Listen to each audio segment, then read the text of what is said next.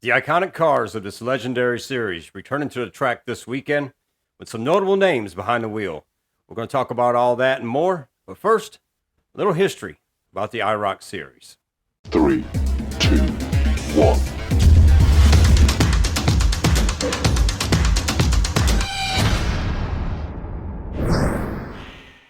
Over July 19th and 20th, the former cars of the Elite Division, known for combining champions of the various series, will hit the track at limerockpark as part of Speed Tour All-Star Race Weekend. The event will reunite various original IROC drivers with the cars that they raced throughout the years. The IROC Series, short for International Race of Champions, was a long-standing racing series that held races from 1973 to 2006, combining drivers from NASCAR, Formula One, and Indy, amongst other series, into a small field of 12 cars, each identically prepared. Created by Roger Penske, Les Richter, and Mike Phelps, the series consisted of 4 races on a combination of road courses and NASCAR speedways, crowning a champion at the end of the season. The first 3 races were held over October 27th and 28th of 1973 at Riverside International Raceway. The final race of the inaugural season coming February 14th of 1974 at the Daytona International Speedway road course.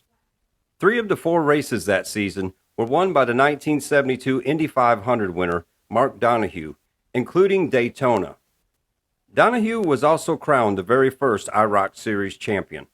Notably, Donohue had also raced 6 NASCAR races over the 1972 and 1973 seasons, winning his first and only NASCAR race at Riverside during the 1973 season, giving Penske Racing its very first win in NASCAR's highest series.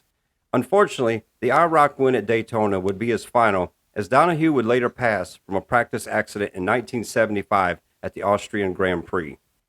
The inaugural series was raced in equally prepared Porsche Carrera RSRs, but in 1979, the series converted to the Chevrolet Camaro, which would stay the preferred manufacturer until the final race of the 1989 season. Throughout the rest of the 70s, Indy drivers dominated the IROC Series championship, with A.J. Foyt claiming 2, and the combinations of Bobby and Al Unser each claiming 1 apiece, and Mario Andretti rounding out the 1979 season, being crowned the title champion. In 1980, the NASCAR drivers would begin to mark their names atop the championship roster, with Bobby Allison claiming the 1980 title. The 1981 through 1983 seasons would crown no winners as the series took a hiatus before returning in 1984, with Cale Yarborough taking home the honors. Throughout the rest of the 80s, 3 other NASCAR drivers would take the title, including Harry Gant, Jeffrey Bodine, and Terry Labonte. But one IndyCar driver kept the family name in the limelight, with Al Unser Jr. winning the 1986 and 1988 championship titles. From 1990 until the end of the series in 2006, it was completely dominated by NASCAR drivers, with the names of Rusty Wallace, Ricky Rudd, Davey Allison, Bobby Labonte, Kevin Harvick, Kurt Busch, Matt Kenseth, and Tony Stewart winning a title apiece. Added to those names were 2 drivers who really left their legacy to the series for years to come. The 1990 season belonged to NASCAR champion Dale Earnhardt, claiming the first championship, but not his last, as he would also take the title in 1995, 1999, and 2000. Unfortunately, in 2001, Dale would share the same unfortunate stat with inaugural champion Mark Donohue, who both tragically lost their lives the very next year in their regular racing series. The other driver to top the list of IROC champions was able to claim a record 5 series titles. Beginning in 1994, NASCAR driver Mark Martin etched his name into the history books as champion and would go on to claim the title again for the years of 1996, 1997, 1998, and the final title coming in 2005. Now, obviously, there are so many other names that could be added to this list right here.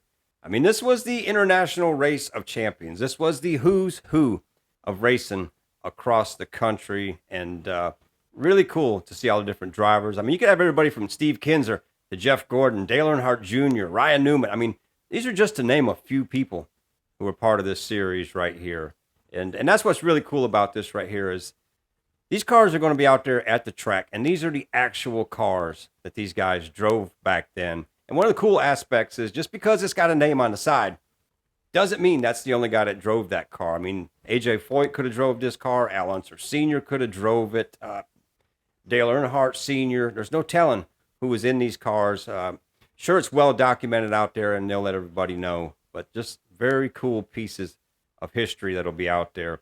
And I do got to say this right here. Ray Everham and Rob Kaufman are the ones who started this, brought this back like this right here. And Ray's done a tremendous job. If you follow any of Stapleton's episodes, he's kept up with this really well. I encourage everybody to go check this out. I mean, Ray's actually found these cars in chicken coops, had rats' nests in them, things like that. And if you know Ray, you know he loves racing history, restoring rides like this, and they've done everything that they could to make these cars just like they were in the day, and just something so neat for race fans around the world to go check out. And if you're one of them people who may have just kind of shied away from NASCAR here lately, I hear that a lot. A lot of people don't enjoy new NASCAR. Here's your chance to go reminisce with this right here. And for people who maybe weren't around in 2006 or prior, here's your opportunity to go see these pieces of history.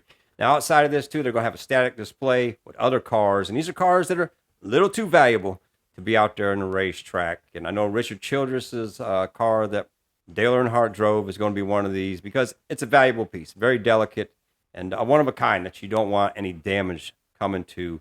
And with that said, Ray Everham has also said that this is going to be an exhibition race. And that's why I put sort of in the title right here. The series is back, but they don't want any damage to these cars out there on the racetrack. So Ray's going to be in the tower, making sure that everybody keeps their distance a little bit and the cars come off the racetrack the same way they loaded in, because it would be a shame to see something happen to one of these iconic pieces out there.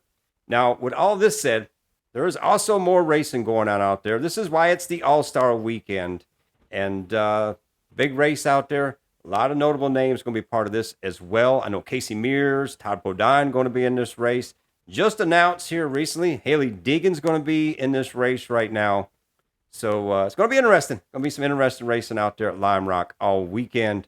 And for me personally, I'm very curious to see where this series goes with IROC. If there's more things in the future here, I'm sure that Ray does have future plans with this. It'd be great to see this at other racetracks so other fans can take part of this. And who knows?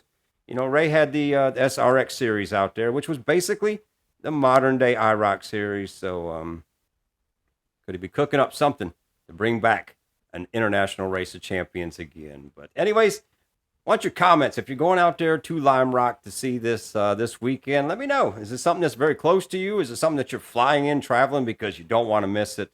But all in all, just a great weekend to race, and really cool that Lime Rock is doing this and Ray Everham, and really wish him the best. But above all, hope everybody out there is having a great week so far. And as always, we'll see you at the checkered flag.